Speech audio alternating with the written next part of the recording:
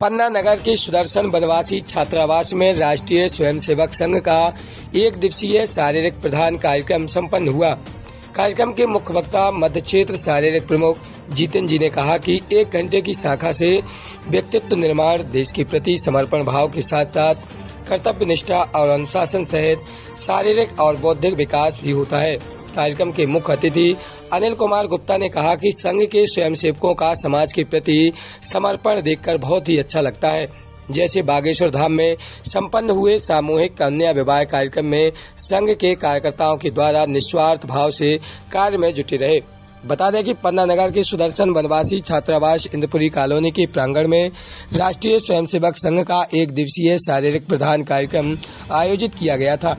कार्यक्रम में मुख्य वक्ता एवं मध्य क्षेत्र के शारीरिक प्रशिक्षण प्रमुख जीतन जी रहे एवं मुख्य अतिथि अनिल कुमार गुप्ता एवं जिला संचालक रुद्र प्रताप सिंह यादव, विभाग प्रचारक श्रवण जी, प्रांत घोष प्रमुख अंचल चौरसिया, जिला कार्रवाई उदयराज सिंह बघेल, सह जिला कार्रवाई देवेंद्र सिंह राजपूत, सह जिला कार्रवाई विजय पटेल, जिला प्रचारक रविदत्त तिवारी, सह जिला शारीरिक प्रमुख शैलन सिंह चंदेल, सह जिला शारीरिक प्रमुख बीरेंद्र सिंह यादव सहित सैकड़ों की संख्या में गणवेशधारी स्वयंसेवक शामिल रहे। कार्यक्रम में शामिल होने के लिए एक दिन पूर्व ही लगभग 500 से अधिक स्वयंसेवक पहुंच चुके थे, जिन्हें एक दिन अभ्यास कराया गया और दूसरे दिन कार्यक्रम में दंड प्रदर्शन, दंड व्यायाम, व्यायाम योग आदि का प्रदर्शन किया गया। वहीं जिला संचालक रुद्र प्रताप सिंह के द्वारा सभी का आभार व्यक्त किया गया। कार्यक्रम के मुख्य शिक्षक की भूमिका पन्ना जिला शारीरिक प्रमुख गोविंद रैकवार के द्वारा निभाई गई।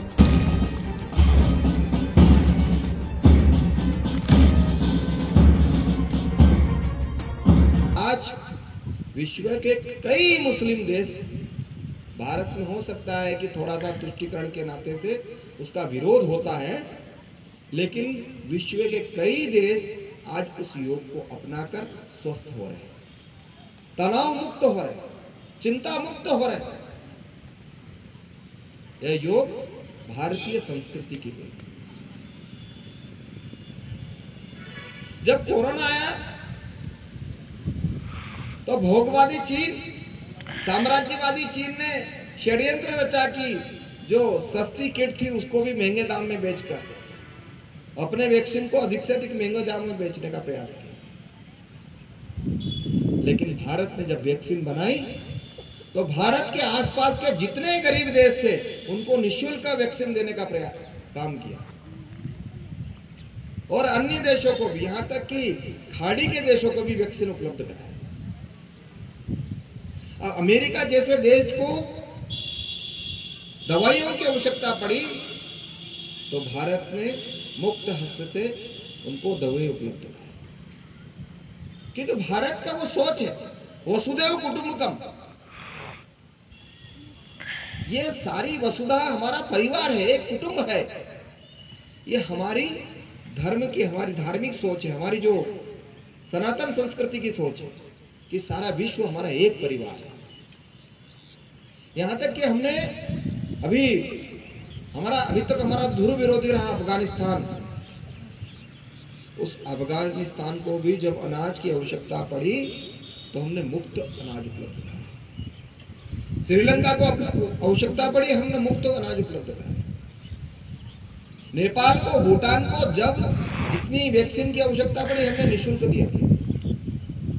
तो हमारा जो स्वभाव है कि जो पड़ोसी धर्म है उसको हम निरंतर निभाते हैं। वसुधैव कुटुंबकम का जो स्वभाव है, यह भारत उस दिशा में आज विश्व का नेतृत्व करने के लिए आगे बढ़ा है। अब जब G20 का सम्मेलन होता है तो भारत ने नारा दिया कि दुनिया एक व्यापार नहीं है, दुनिया एक परिवार है। ऑल वर्ल्ड वन फैमिली का जो संदेश दिया, वसुधैव कुटुंबकम का जो संदेश दिया, वो सभी देशों ने स्वीकार। जब ग्लोबल वार्मिंग की बात आती है तो भारत की जो संस्कृति से निकले हुए विचार वहां रखते हैं तो सारे देश स्वीकार करते हैं। आज भारत विश्व को संरक्षण देने वाला देश बन रहा है। जब दो देशों में संघर्ष होता है तो पूरा विश्व भारत की ओर निगाह से देखता है। जो छोटे छोटे देश है भारत को अपने बड़े भाई के रूप में देखते हैं। एक अद्भुत घटना हमने सबने देखी होगी। हमारा देश के प्रधानमंत्री को एक राष्ट्राध्यक्ष चरण छूकर प्रणाम करता है। तो आज शांति की अगर आकांक्षा कोई देश रखता है तो वो भारत से उम्मीद रखता है। जीवन के हर क्षेत्र में भारत अपना स्थान प्राप्त करे, बनाए। तो ये जो स्वप्न है हमारा कि विश्व का श्रेष्ठतम स्थान भारत बनाए, इस स्वप्न में यथार्थ में अंतर है। उस यथार्थ स्वप्न को यथार्थ में लाने के लिए हम लोगों को भी कुछ संकल्प करने की आवश्यकता है।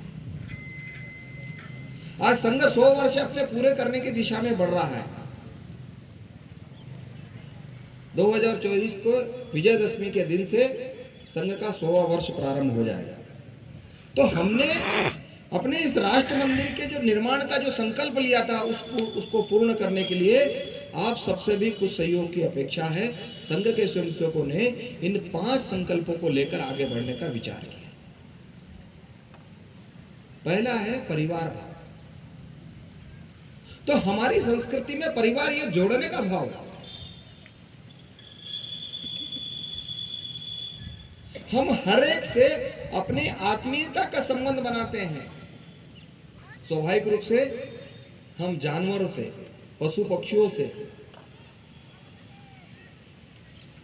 प्रकृति से अपने आप को जोड़ते हैं। बिल्ली को हम अपने परिवार का अंग बना लेते हैं, मौसी बोलने लगे।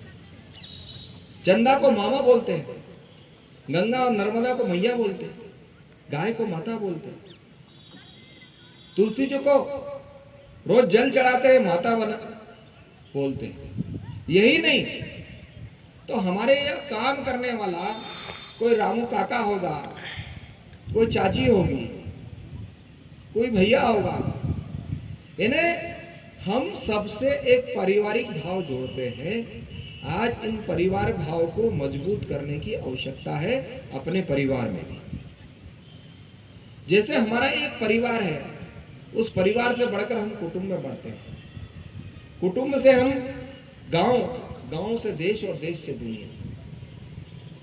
तो जो हमारा परिवार का भाव है, ये हमारे परिवार में विकसित हो, इसके लिए हम सबको भी कुछ विचार करना पड़ेगा। अपने परिवार का वातावरण संस्कार युक्त हो, अपने परिवार में आपस में संवाद हो। इसके लिए 3 विचार हमको रखना है। सप्ताह में एक दिन सबने साथ मिलकर भजन करना।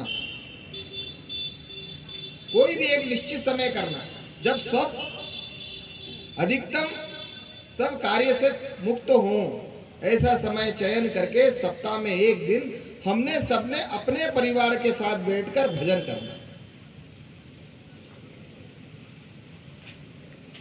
फिर मंगल संवाद, यानी अपनी धर्म, अपनी संस्कृति, अपने जीवन मूल्य, अपने धर्म ग्रंथ, अपने महापुरुष,